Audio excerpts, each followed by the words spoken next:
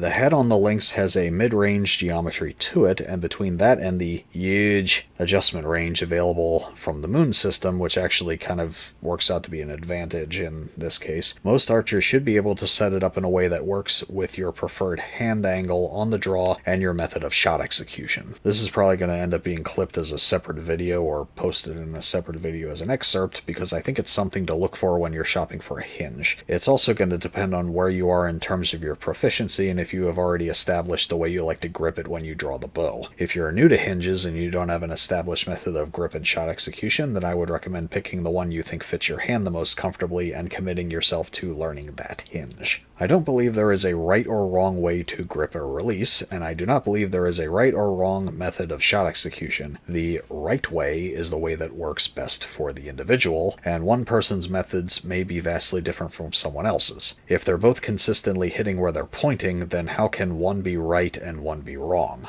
That being said, not every hinge is capable of working for every archer, and I believe the geometry of the head and neck is the determining factor in whether it is capable of being fitted to the archer, or the archer has to adjust his form in order to be able to use it. I place a higher value on pieces of equipment where it is not necessary for me to make adjustments to my form in order to be able to use them effectively. My equipment works for me, I don't work for it. Every hinge on this wall can be set to release the hook with an almost imperceptible amount of movement, yet a common complaint about certain ones is they feel like they take ages to release their hook no matter how hot they set the sear. Are some hinges naturally slower than others? Yes, they actually are, and I'm going to tell you why. The way to tell how fast a hinge release is capable of being set is by looking at the angle of the head when it's pinned against the top of the neck. This will determine how much rotation is required to get it to start pivoting and traveling along the moon. If you draw the bow with a grip angle that keeps the head pinned against the top of the neck, then the handle needs to rotate enough just to get to the point where the head starts to lift up off the neck, and then it needs to keep moving far enough to travel over the click and off the ledge to release the hook. So no matter how hot you set it, it may still feel like there's movement needed. If at rest, the head sits at a steeper angle in relation to the finger beds, the colder or slower the hinge is going to feel, and in order to be able to use it effectively, it will be necessary to draw the bow with even finger pressure across your fingers,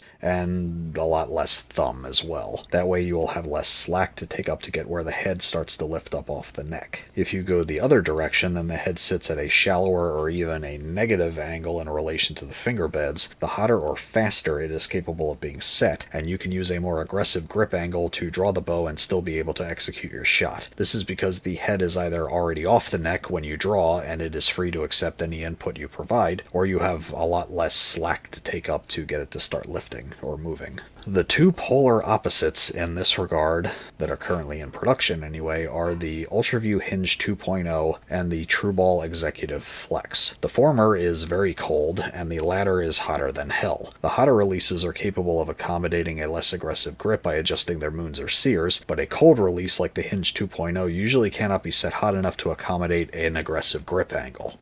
It's not impossible, but it requires adjustments to the archer's form, and I place a higher value on releases where I don't need to make changes to my own shot process in order to use them. The Executive Flex's head rests at a downward angle to the finger beds, so it is designed to be drawn with the head already floating and not pinned to the top of the neck. So this one is much easier to manipulate at different angles. So if you draw with a lot of index finger and you use the thumb peg as a pulling post, as I do, you're going to want to hinge with a head angle that sits at a shallower angle in relation to the handle. That way it'll still be able to move if your handle is still facing forward.